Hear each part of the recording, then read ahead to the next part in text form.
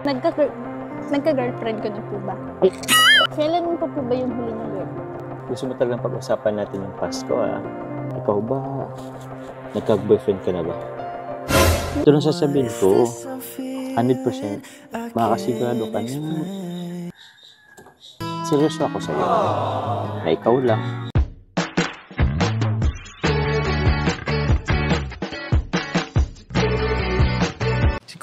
Si Kuya Jens, ano yan, reactor natin yan. Official reactor.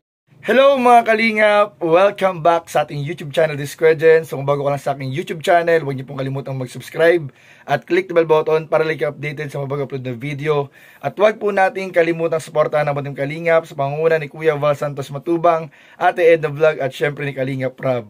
At pakisuportahan din po ang aming mga kasamahan sa Batong Kalingap. Nandiyan po ang K-Boys, Kalingap Partner, Kalingap Reactor at lahat po ng charity vlogger sa buong Pilipinas sa tumutulong sa mga kababayan natin na lahat may hirap. Suportahan po natin lahat, guys. So bago ang lahat mga Kalingap, bago tayo magmarites sa ating nalaman tungkol po kay Papa Jones mga Kalingap, ay gusto ko po mga Kalingap i-congratulate ang top 20 Kalingap Reactor po na in-announce po ni Kalingap Rob kagabi sa kanyang live. So congratulations po sa lahat na nakasama sa top 20 at maraming po salamat kay Kalingap Rob, Kuya Val, Ate Edna at sa lahat po ng bumubuo ng Team Kalingap sa pag-recognize po sa ating pagiging reactor. Maraming po salamat at dahil po sa inyo mga Kalingap, sa lahat ng inyong pagsuporta, panunood at pagtangkilik po sa aming mga vlog at reaction video, ay mas lalo po kami mga Kalingap ginaganahan at nai-inspired na gawin po at pagbutihin po yung aming pagbibigay ng reaction video sa ating mga beneficiaries. Maraming po salamat mga Kalingap.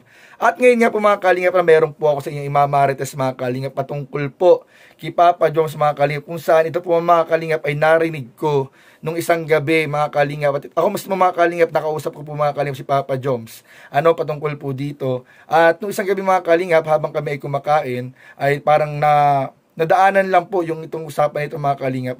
Pero mamaya pag-usapan po natin yung tungkol dyan. Panoorin po muna natin at bigyan muna natin ng reaction video yung mga nakaraang scene mga Kalingap sa part 34, kung saan hindi ko pa po nabigyan mga Kalingap ng reaction video mga Kalingap. So ano pa hinintay natin? Tara, panoorin na po natin. Bigyan natin ang reaction video in 5, 4, 3, 2. Paman lang po nagiging tayo. Grabe yung selos mo.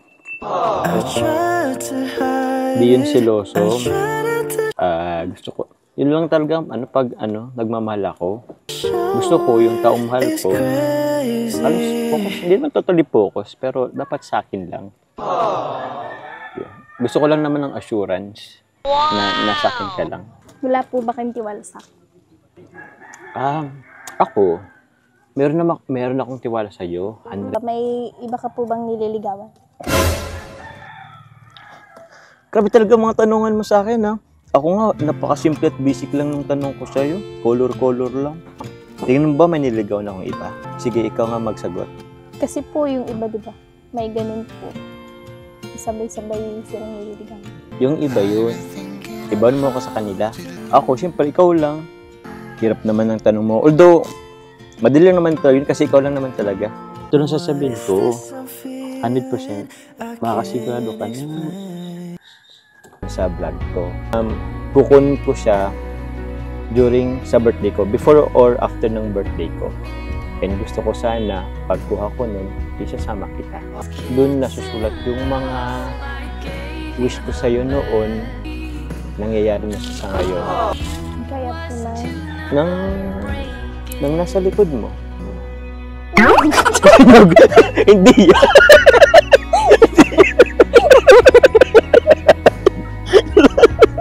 Hindi, yan yung tinutukoy ko. Ikaw naman, literal. Meron mas malaki sa bahay. So, isa yun sa mga isulat ko doon. And thankful ako kasi nangyayari siya sa ngayon. Excited daw po ako. Dapat lang talaga ma-excite ka. Kaya dapat, orasan mo puntahan natin yung Liham Cafe. Ay, cafe po pala yun. Kala po kasi liham as in sulat. Oo. Ano siya? Coffee shop siya. Pero yung coffee shop na yun, isa sa inaano nila is gagawa ka ng liham para sa sayo or para sa ibang tao. Kung ano man ang gusto mong or pangarap mo sa sarili mo or sa ibang tao, doon may susulat. Tapos siguro, ang nila, after 1 year, babalikan mo yung liham na yun. Ako naman, hindi ko siya inanong 1 year kasi masyadong malayo. Since malapit naman ako mag-birthday, tinaon ko na lang sa birthday ko. Yung sulat ko galing sa, yung liham ko sa'yo. Kaya yun, Jika, punta natin yun. Grabe mga kalingap, ang dami pa talagang highlight mga kalingap sa nakaraang part 34 ng Tambalang Jomcar, kung saan mga kalingap, grabe mas lalong nakakilig mga kalingap at mas lalong kabang-abang mga kalingap ang mga tanungan at kasagutan ng ating Tambalang Jomcar mga kalingap para mas lalo po silang magkakilala. At napapansin niya po talaga natin mga kalingap kung napakasimple po ng mga katanungan ni Papa Joms kay Carla, ay kapansin-pansin naman po mga kalingap yung mga malalalim at mga personal na katanungan po ni Carla kay Papa Joms, kung saan po mga kalingap, dito po ay mapapansin po natin na talagang mas lalo siyang naging interested. Siyempre mga kalingap, mas lalo niyang kinikilala yung taong naniligaw sa kanya at yung possible na maging unang boyfriend po niya mga kalingap. At una at huling boyfriend. Correct natin? Una at magiging huling boyfriend mga kalingap. Kung sakali, So yun mga kalingap, nakakatawa pong isipin mga kalingap, talaga mas lalong lumalalim po ang pagsasama at pagtitinginan po ng Tambalang Jomcar mga kalingap. Kaya patuloy po natin tutukan at suportahan ang lahat ng ginagawang tambalan ng Team Kalingap. Maraming po salamat sa inyong lahat. At ngayon nga po mga kalingap, pag-usapan po natin yung ating topic.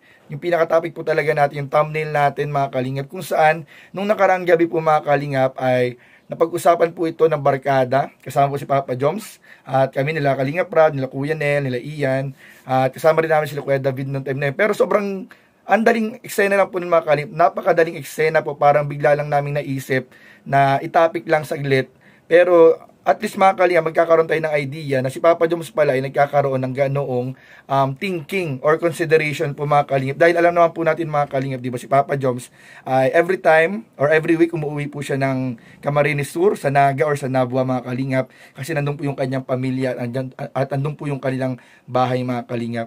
So nung nakaraan mga kalingap ay nagkaroon po kami ng pag-uusap na parang nabanggit po ni Papa Joms na kinukonsider po niya or parang pinag-iisipan po niya na what if kumuha po siya ng lupa or magpagawa po ng bahay dito po sa Daet Camarines Norte para sakali po hindi na po siya madalas umuuwi at mas malapit na po siya mga kalingap kay Carla. So sikreto lang sana mga kalingap, pero gusto ko po itong ibahagi sa inyo mga kalingap.